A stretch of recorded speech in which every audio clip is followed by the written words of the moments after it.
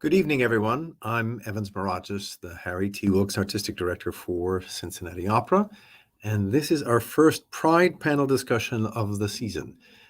These panels are a really important part of our company's DEIA efforts. It's something we started during the pandemic to raise the experiences and topics of queerness within the world of opera.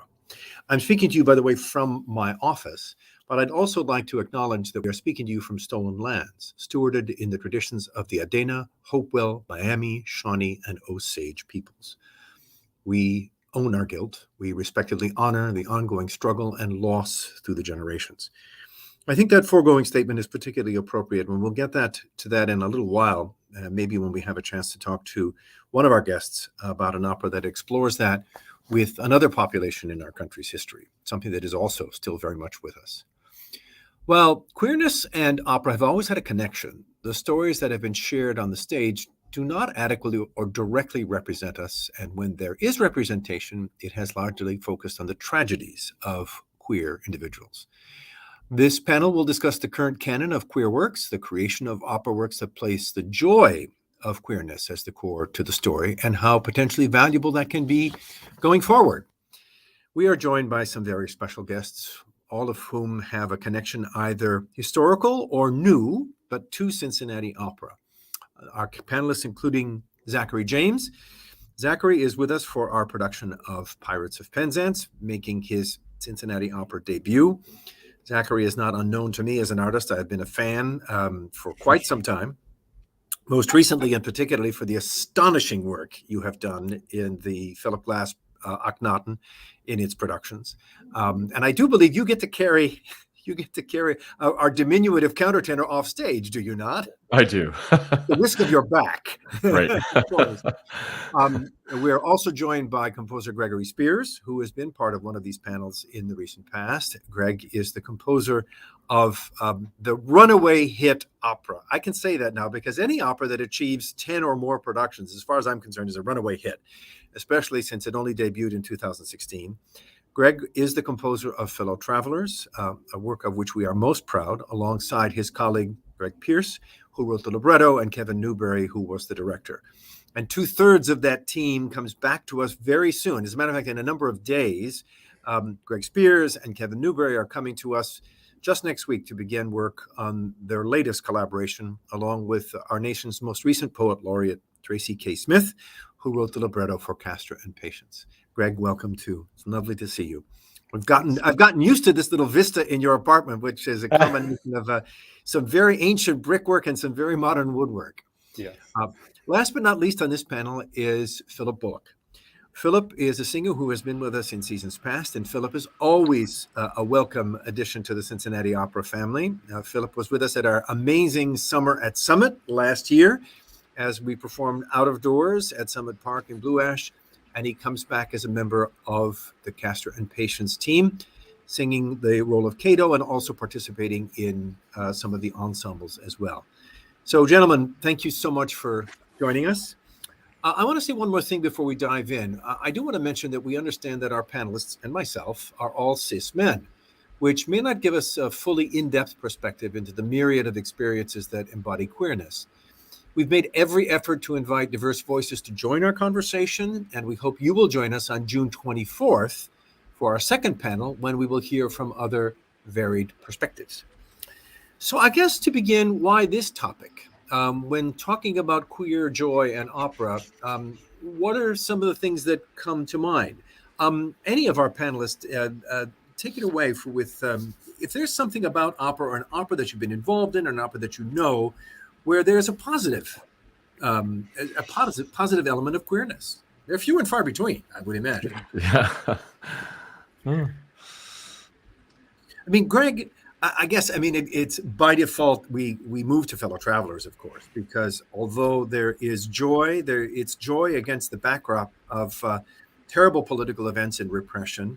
But one of the things I really love about Fellow Travelers is those few moments when it seems like Timmy and Hawk just might make it, but it's extraordinarily brief against the background. How did you and Greg Pierce find those moments to integrate into your story, and how did you pace them and plot them, as it were?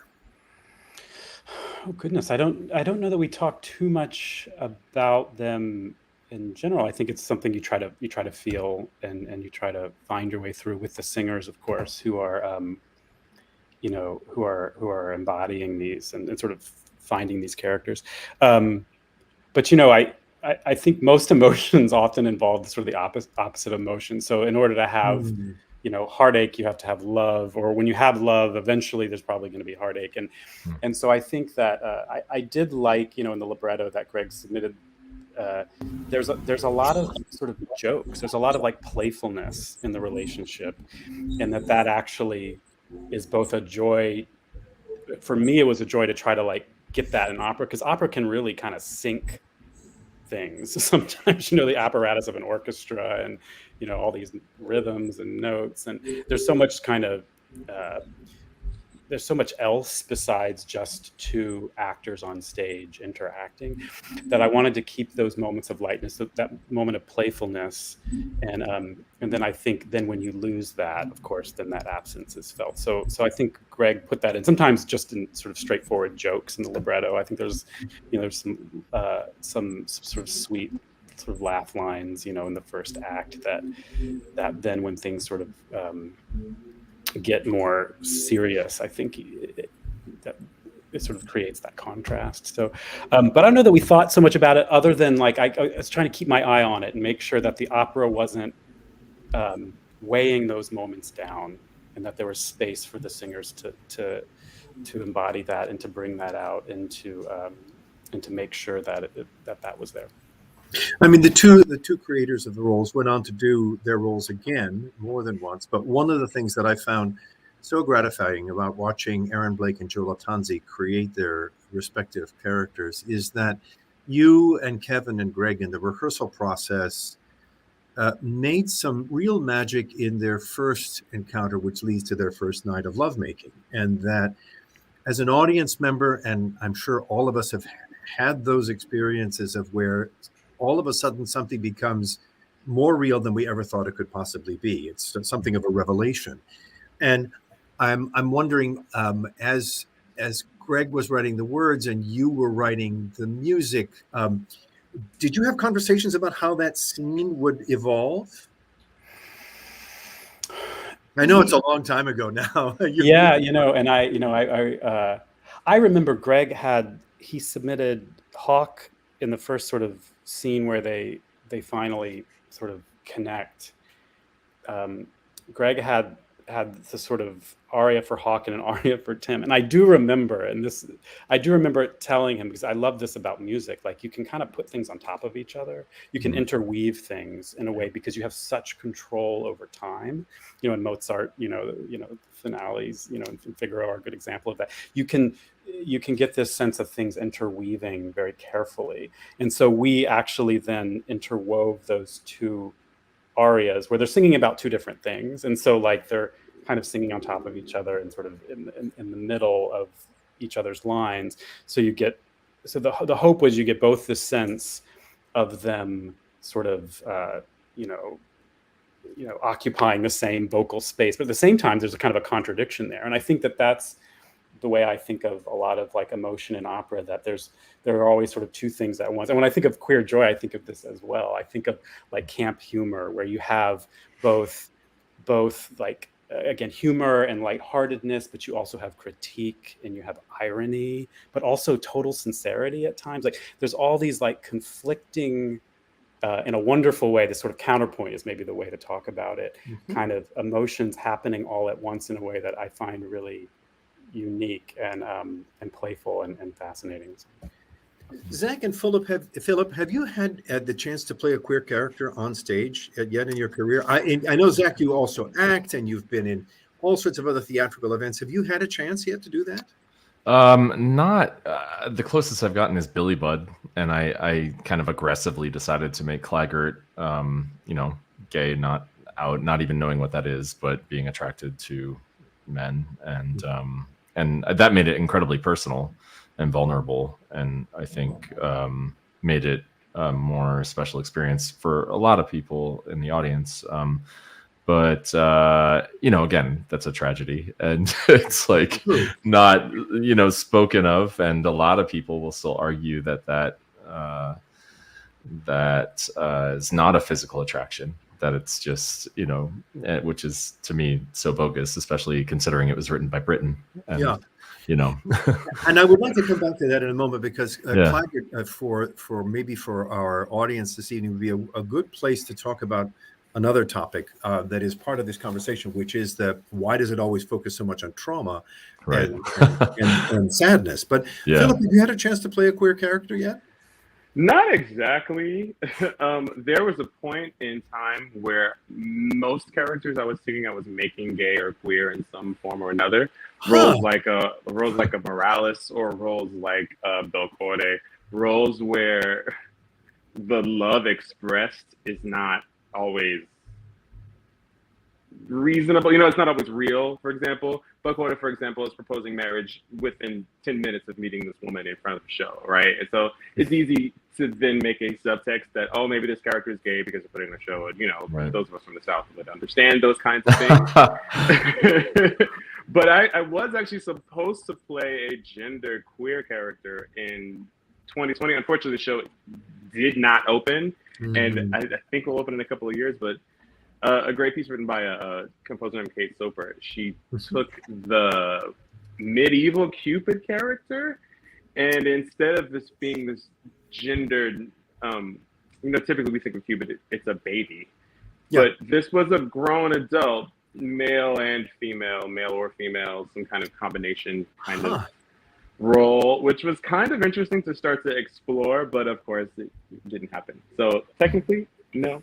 You raise a very interesting question, Philip, because if you have a sympathetic director and you say you want to take a sort of a queer take on a character, what's been the interaction with the director? How have you developed that, or been given permission to agency to develop it? I never say that. Actually. Yeah, pretty much. Because if you look at a lot of like Belcorte, for example, because we're talking about, it's one of the few comic roles and one of the few comic operas I think that I would ever do. But on top of that, which no one can see, I'm big. I'm 6'5". So there's a lot of physicality that there are very few things on stage I can do that will read overtly either that just will make that really clear, as opposed to something that is for me and for my internal subtext, in terms of doing certain characters. Rarely does that seem to ever need to turn into a conversation with the director. Interesting. Zach, I want to go back to Claggart, because for those members of our audience who don't know the opera, Billy Budd is an opera by Benjamin Britten, and it is about, in the largest sense of the term, the innocent young man on this boat who has a circle of friends, who's sort of loved by everyone. He is he's the guy you all want to be friends with, except Claggart. Right. And Claggart is a bass, for one thing, and so it gives him the sort of stereotypical operatic menace. He's right up there with Hunding and Hagen and all of those nasty characters in German opera. And it's no surprise, of course, that he has been made a bass, because that fits in a stereotype. It is almost sadistic, because he has this incredible scene where he basically tells the audience, "I'm going to crush this beautiful, innocent young man." So when you first took on Claggart, and obviously, as you say, the homoerotic subtext is there already. Yeah. How did you develop him for yourself? Yeah, well, I was grateful to have a really open rehearsal room to bring ideas and to discuss, the emotional arc of it. And I just said, are we going here? And it's like, yes, we're allowed to go there. And it's like, great, okay, let's go. And for me, I just kind of tapped into all personal experiences of being in community settings with other men and not feeling comfortable, which was all of, my first 20 years of living. So it was really easy to tap into that. And, every locker room PE experience where you're just like, oh God, I don't fit in. What are these feelings? And bringing that to the role was really, really special. And and cathartic, you know. And I'm not trying to, you know, work out my own struggles in life in front of an audience, but there is something that the stage allows you to go to your deepest, darkest corners in a safe place and explore what's there. And that was one of those characters for me, for sure. And you know, he's just in absolute turmoil because he doesn't know what to do with his feelings. So in that sense, it's positively motivated. He's not like, oh, I hate this kid, I'm gonna kill him. He's just like, I have these feelings and I don't know what to do with them, so I have to destroy this person because he's the reason I'm having these feelings. And you know, that's a wonderful place as an actor to explore. Greg, was Fellow Travelers the first time you tackled queerness in any of your work, or is there something that precedes that was sort of a run-up to engaging with Fellow Travelers in the story? Yeah, well, I like to, you know, to give you a slightly complicated answer to that question, you know, there are no simple answers for Greg Spears, but that's just fine. well, I think of like there's a queer sensibility, which I would say every piece I've, you know, like just my voice and my sort of sense as an artist is always informed by who you are, right? So, but as an actual topic, I first thought about that within the opera Paul's Case, which is by Willa Cather, who is gay, a story she wrote from 1905, and that really is you know, it ends in suicide. It's, you know, it's a very very sad story about a teenager. But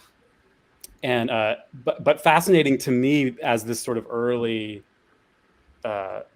piece of queer literature that was kind of, it's a really fascinating story because it's kind of like playing along this line of like, it's totally gay if you read it, but it was also taught as not a piece of gay literature. It's actually Billy Budd can be, that element can be sort of erased from the text, you know. And I think that's sort of a historical quality of a lot of sort of early queer fiction. So that was sort of my first approach. And the reason that I really wanted to do Fellow Travelers is that story, Paul's Case, doesn't really involve a sort of love story. It's really about like this kid who doesn't feel like he fits in, but one who finds enormous joy in a sort of kind of aesthetic pose. He's kind of constantly like interested in like the theater and interested in like art in a certain way as a kind of fantasy. And so it's a really embodiment, I see, of queer sensibility rather than queer sexuality, if you will. And so that was fun for me to look at, and again, to try to find the joy there is in his experience of art. You know, unfortunately, it's his experience of art that leads him to do this sort of Anna Karenina final act.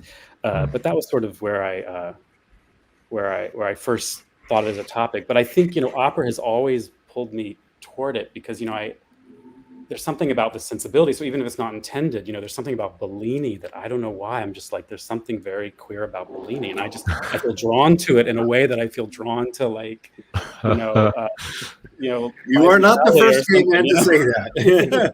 But I think it's interesting that there's these things that sort of have this kind of pull that aren't necessarily intended by the authors, and yet they can be taken in by a community, and they can have this incredible importance and power, even without direct representation in that case. Because as far as I'm aware, there's not a Bellini character that is sort of read as a gay character. And yet the sensibility for me is very important, and sort of gives you a sense of like connection and communion, and like, oh, there's this presence in the world, even if it's not a direct representation. You know, you say something fascinating about the whole bel canto era, but also about Bellini in particular, because if you think about those principal characters in so many of his operas, whether it's Norma or Amina or any of the female characters, they are almost every single one of them an outsider. Yeah. They are the character motivating the story by their otherness. And you can even go into some of the other bel canto arias by even Lucia. I mean, so many of these heroines, and they are mostly heroines, of course, in these early and mid 19th century operas, are outsiders. They're going against the grain of the society, or they're trying to do something that doesn't fit in. So it does make sense, even dramatically. Yeah. You know, one of the things that I'd love to touch on too is I see this, of course, much more often in film and in plays. I'm not registering particularly, unless one of you can pull something out of your memory, about the fact that creators of drama and opera focus on the tragedy, the trauma of queerness. I mean, we've been having these discussions recently on the same sort of trajectory with a project of African American operas we want to do. That there's, I had one prominent, Philip, you were part of some of these conversations. No more trauma, please. Yeah. I want some joy. But why do you think it is that when queerness does get represented in drama, it's mostly about as it were, the tragic queer, whether it is in whatever form? And Philip, go ahead. I think it's easy, like in this country, in America in particular, if you're not a wealthy, cisgendered, heterosexual white man, there are a lot of struggles that are very easy to tap into or associate with or to put on the stage, right? And then historically in this country especially, we have had such success putting dramatic and tragic and traumatic things on stage for people to really understand the plight of the community, as it were, historically, right? For the last 100 years or so, especially in America. And so we have an appetite for that, and opera in particular does tragedy so well. We do tragedy so well. Yeah, that it's easy to do those things, and there's so many stories of struggle, and we celebrate often. Like I think about in terms of Black history, a lot of the civil rights heroes that we often put forth and celebrate had lots of struggles and tragedy, which is partly why we celebrate them. In addition to pride, you think about initially Marsha P. Johnson and a lot of people that at Stonewall rioted and the things that caused the riot in the first place. A lot of these movements are built on a struggle. So it's reasonable to want to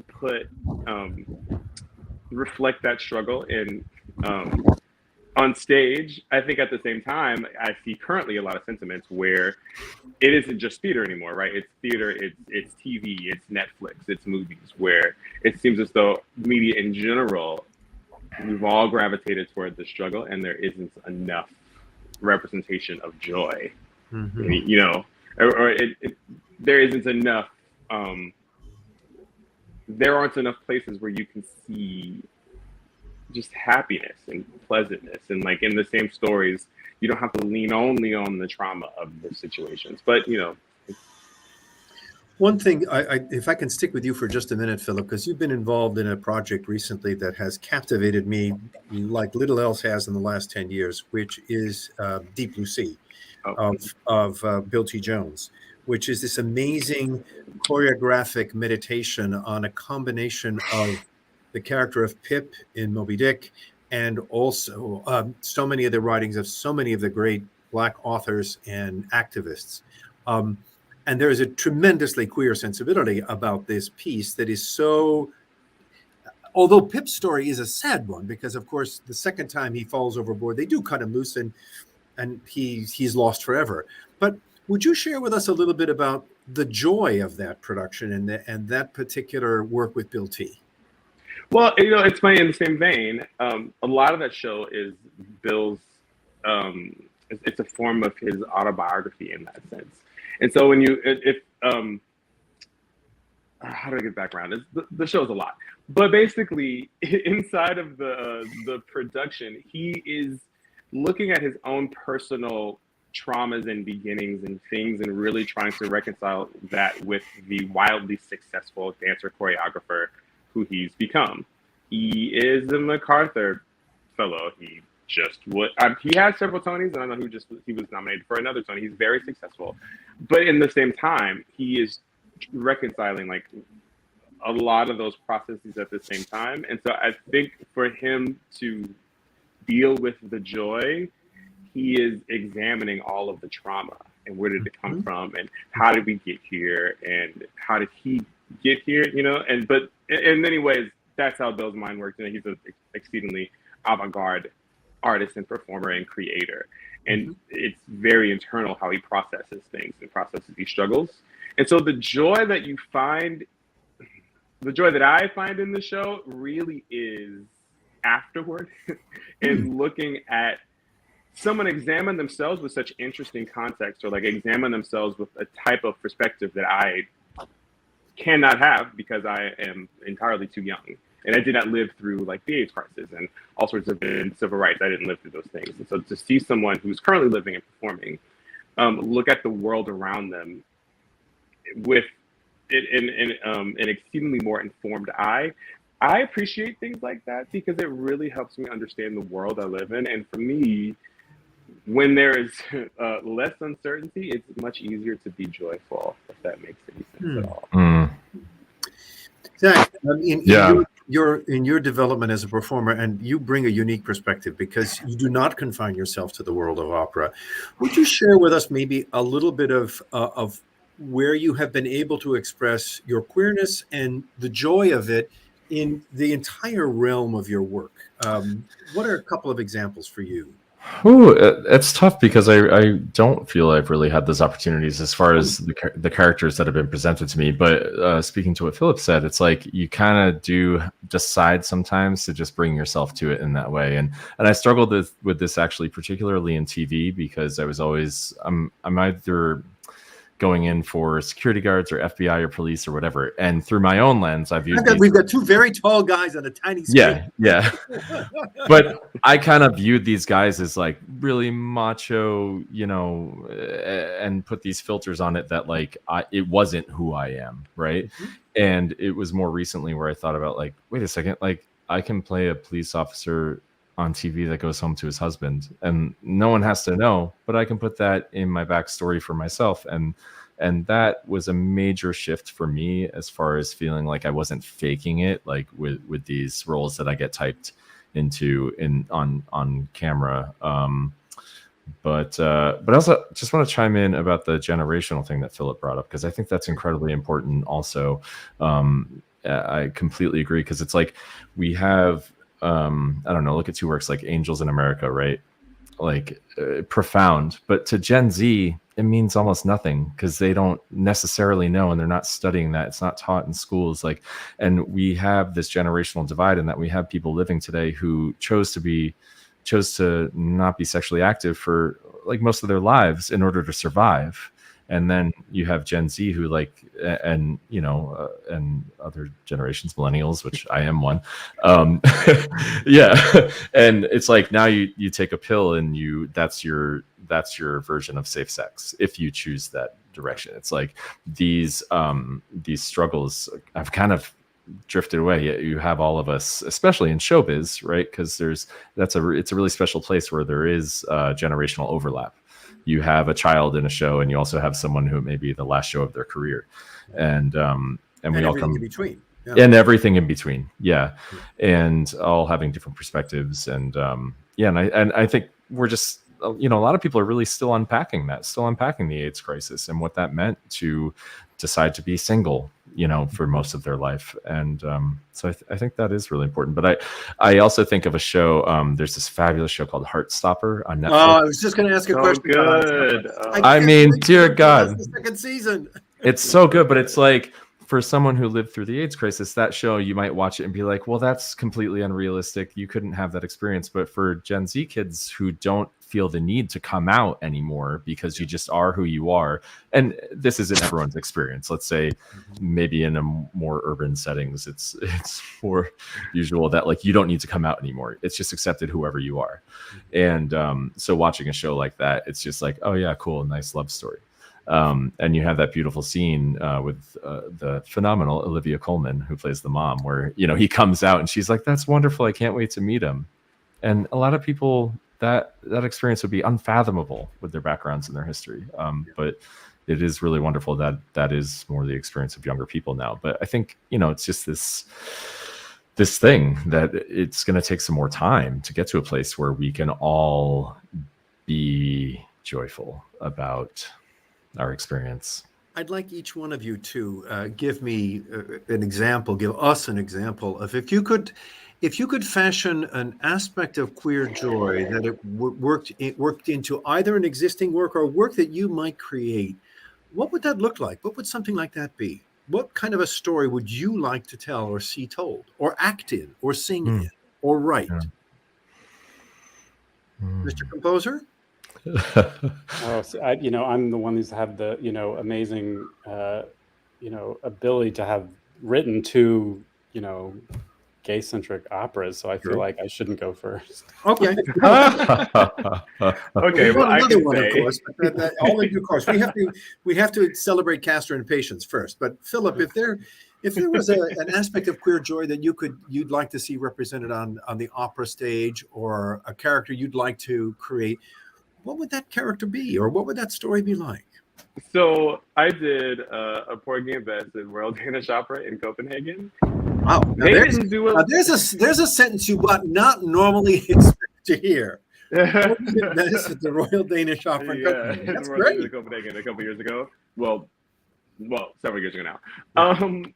They didn't do a lot of cuts, and that's a very long show. So we had a lot of conversations in the green room for like an hour and a half, like when someone has yet to die. We were sitting back there recasting the entire show with gay couples, like regendering lots of couples and things. And then after the first week, because we were there for 3 months, after the first week or two of doing it with Porgy, we started doing lots of other shows.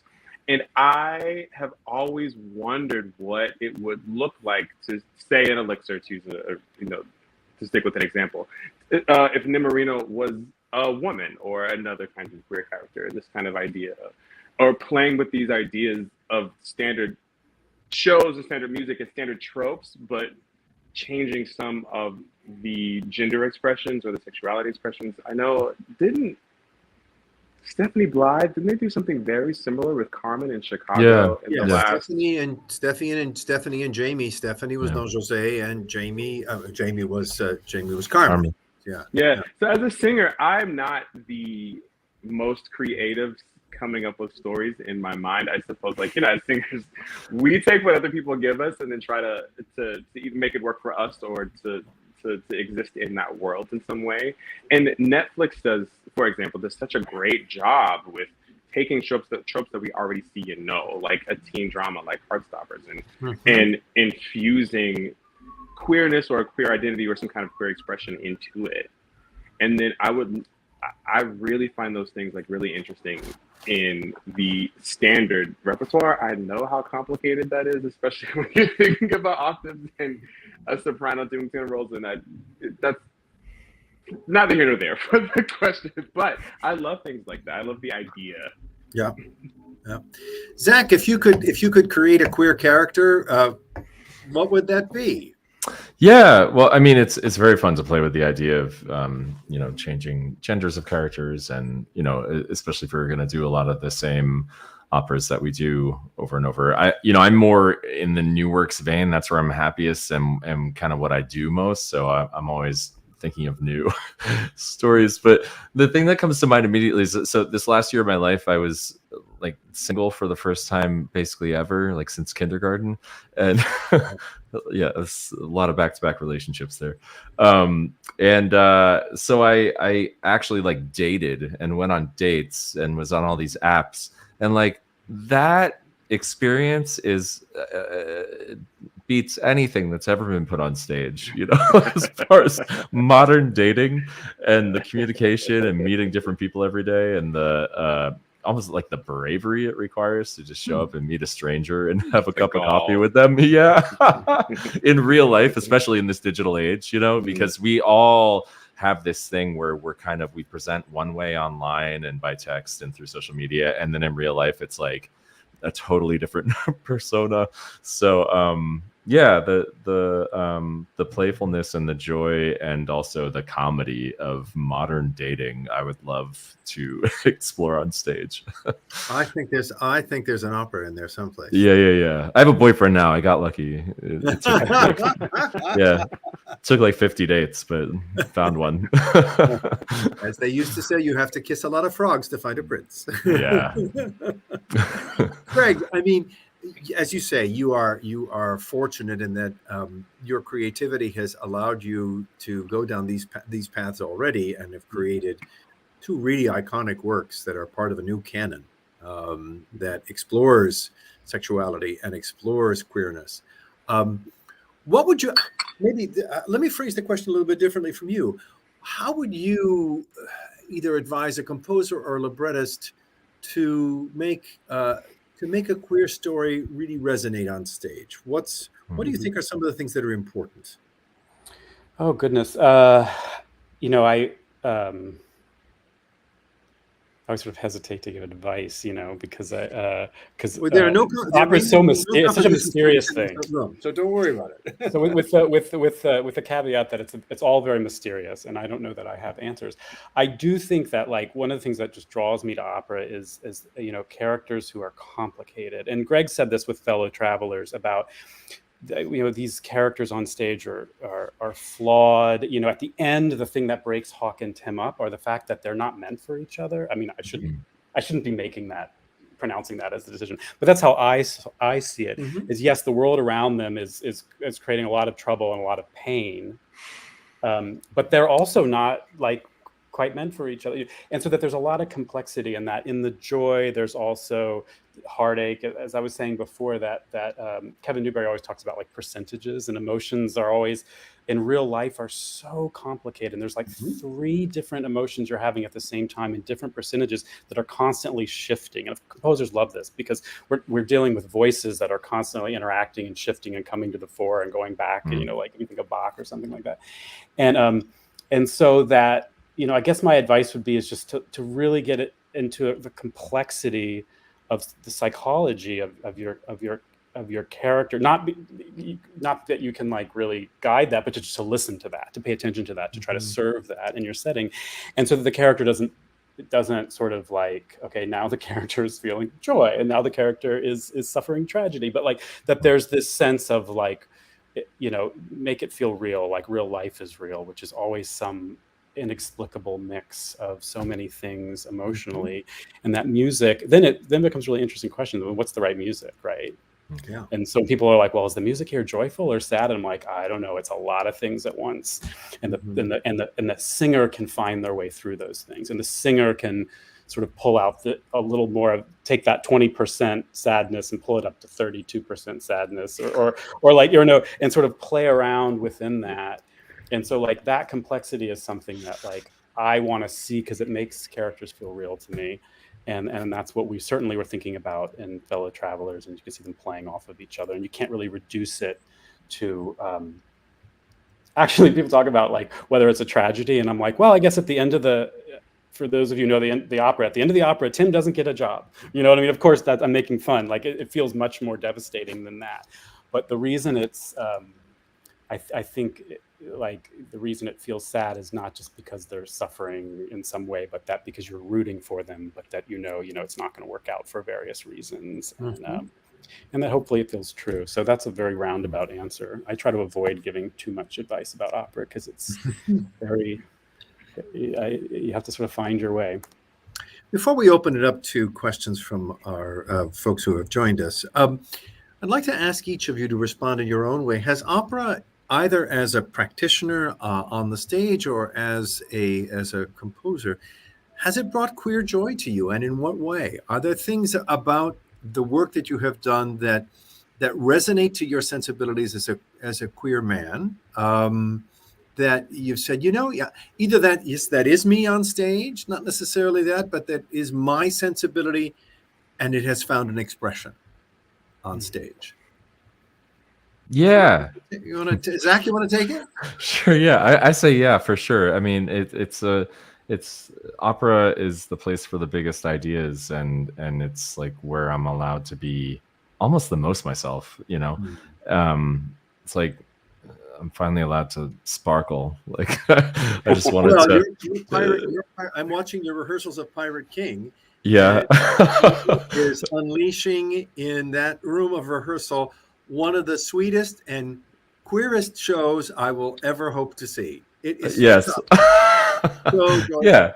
Yeah, but I have to say also though, it's connecting with an audience because for some reason, like our queer community just loves opera, and I have found such a sense of community in the audience that shows up for things. And as we all know, opera fans are just rabid, and they follow you around the globe and track you down and show up at the stage door. And it's like it's very, very special and very meaningful. Does your dog have as many fan friends as you do? Yes. And he comes to all the rehearsals, right? Yeah. And what is his He's name? around. You have to tell our. Yeah, so my dog is named Sir Arthur Seymour Sullivan, of course, who's the composer of Pirates of Penzance. So, yeah. Philip, can Do you you respond call to that? him Sir Arthur Seymour Sullivan? I call him Artie, but yeah. You're obviously on a first name basis with your dog. Of course. Yes, it has brought quite a bit of joy. And I think as Zach was saying earlier, you always bring who you are to the stage. But one of the things that I think I immediately connect, especially as a young singer, I really connected with this idea of like how big everyone's emotions are and how you can be standing in a room full of people with these huge, very loud emotions, yet no one else seems to be able to hear you, or no one else is responding because they are something for you internally, good or bad, whatever that is, right? And I think I connected to opera to that initially because I'm from the South, so growing up in the way that I did and where I am from, playing football and doing all the things, to the outward appearances or whatever, doing those things, but then seeing that there's something else in the inside. And you mentioned Heartstopper, which is like literally the same thing, and now it's stuck in my head.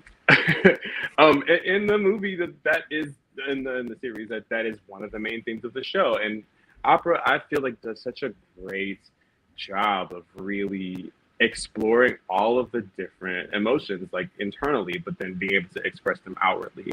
But then you can also watch a character process them without watch a character or yourself process them outwardly, but not on stage. Like it's not for everyone's, it's not for your castmates' consumption necessarily, in the story. You're doing those things alone, but the audience gets to come with you on this like very intense journey. And I really love those kinds of things. And that is, to me, a kind of cathartic, if you want to conflate that with joy. Yeah, of course it is. Of course. Greg, for you? Oh goodness, I think I almost see it the opposite. I think of like my feelings of joy or love or just really all the emotions I had as a teenager, which I grew up at a time and a place where like that it would not have been accepted. And so being able to channel that into music, I would get some sort of thrill out of being able to take all these emotions and all this sort of authentic kind of queer joy, let's call it, and you put it in, you call it Piano Prelude No. 2, and you play it, and everyone claps for you, and you're like, they're clapping for queer joy, even though you're in this world in which that wouldn't be accepted. And so I found music to be this kind of language that could contain all that, and that. And it was like kind of, I feel like it saved me, like to be able to kind of channel all that in there.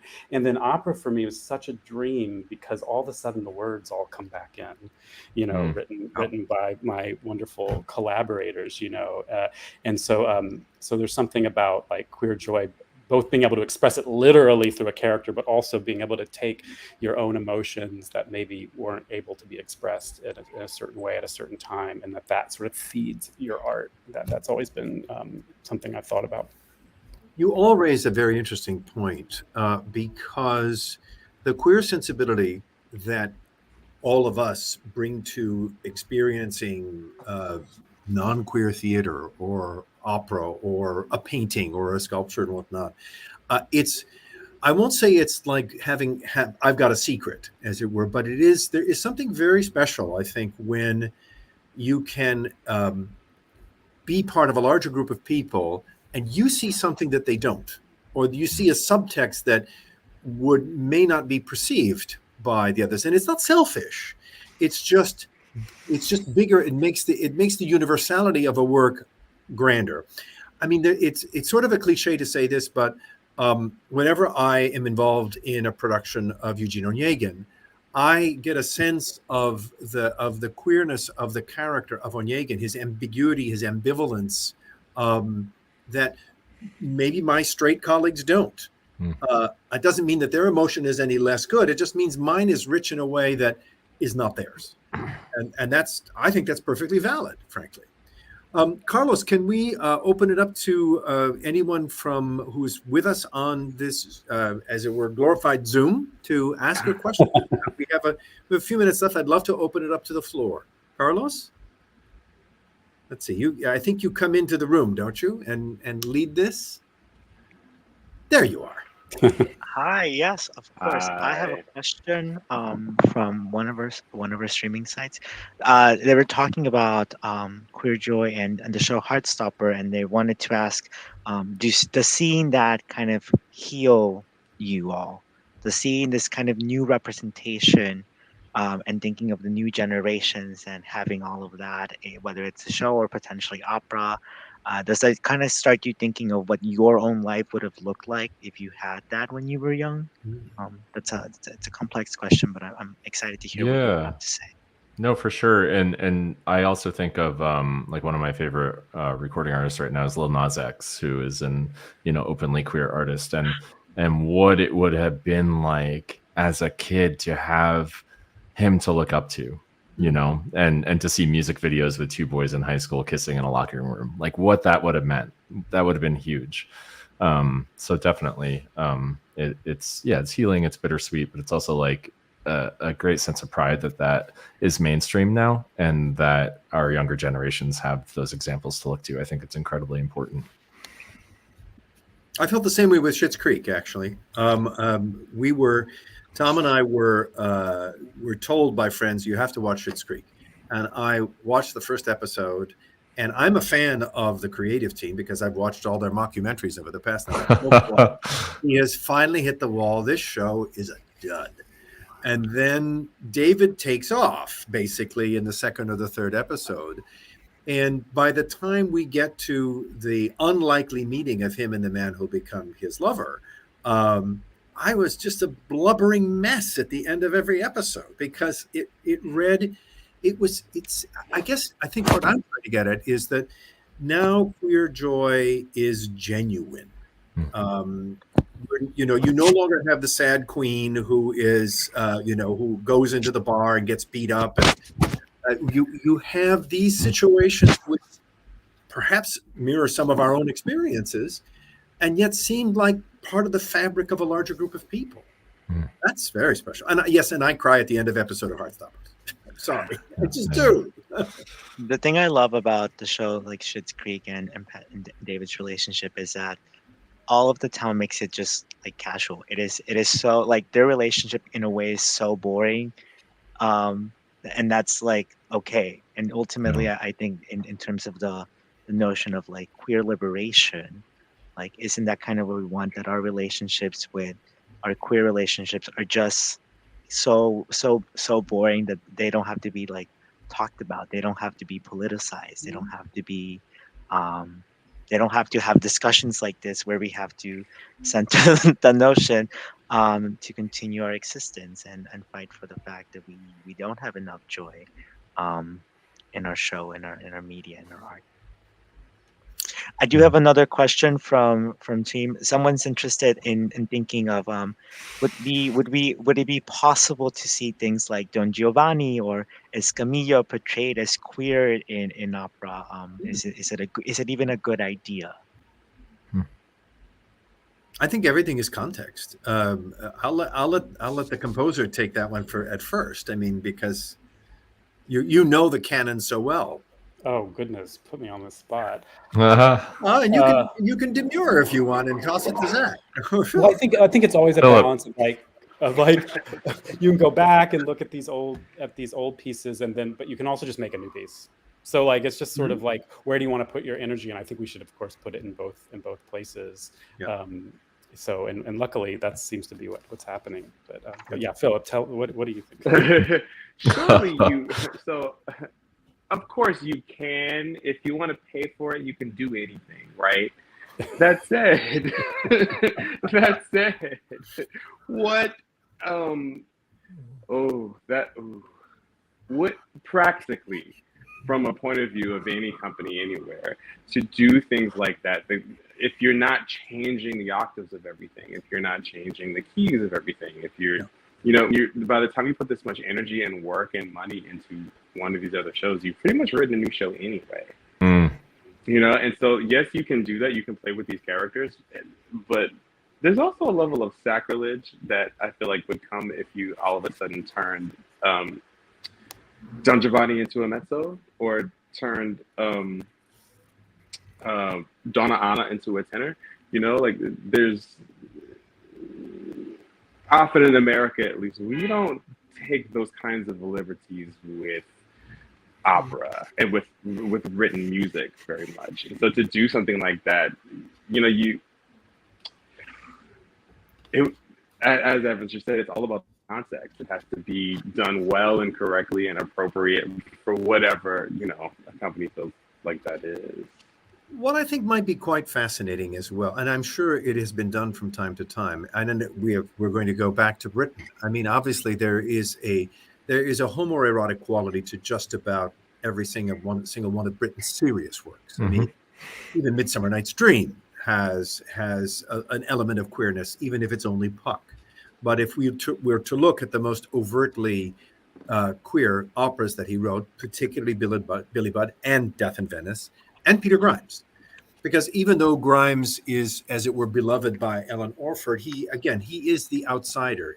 And I think that one of the fascinating things about opera is that it does a very good job about othering and creating because so much of the dramatic tension in so many great operas is about the outsider. What is Othello, if not, yes, it is about the African American, or the African, not African American, but the African in the midst of this European society, and how he is eventually ground down by the jealousy of a man who might have been in love with him. We can't really tell. I mean, it opens up for certain pieces that have that element in them already for producers to take the next step if they wanted to. It's there. It can be emphasized for sure. Carlos, anything else from our wider audience, as it were? Not a question that you all didn't touch on or pick up even before the question was asked, or even afterwards. So we're ahead of the game. Well, thank you, Zach. For those of you who can come to the Cincinnati Opera Pirates of Penzance, it is so joyful. And yes, it is very queer in the very the word. And Greg, we can't wait for you to arrive here in Cincinnati to begin work on this most important and heartfelt opera.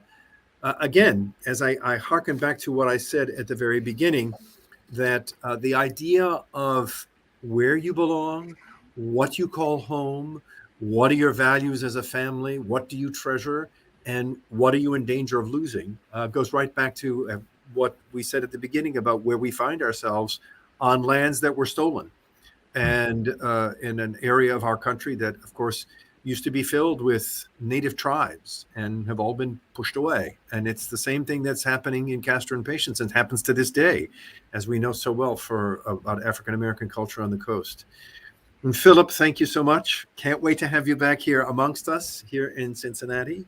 I want to thank you also to our sponsor, ArtsWave Pride, and to the countless donors who give to ArtsWave that help make this possible. Tomorrow is the opening of our season. It's the opening of La Boheme, and I hope you'll be able to join us if you're with us in the room and maybe are here in Cincinnati to come throughout the summer. Single tickets are still available. And a little forward promotion. On the 24th of June, we'll have our second Pride panel, where we will be joined by Laura Kaminsky, Freddie Ballantyne, and Dickie Dutton to talk about gender identity, the voice, and of course, the intersection of opera in all of that. And we hope you can join us again virtually from 6 to 7. Lastly, Cincinnati Opera, since we now get to perform indoors again, we're bringing back Pride Night on the 8th of July. So buy your tickets to celebrate our LGBTQ plus community and continue the efforts of Pride here at Music Hall. And if you want any more information about any of this, you can go to our website, www.cincinnatiopera.org. Philip, Greg, Zach, thank you so much. Thank See you you. in the rehearsal room soon. Thank And you. thanks to all of you who joined us. Bye for Thank now. you. Bye.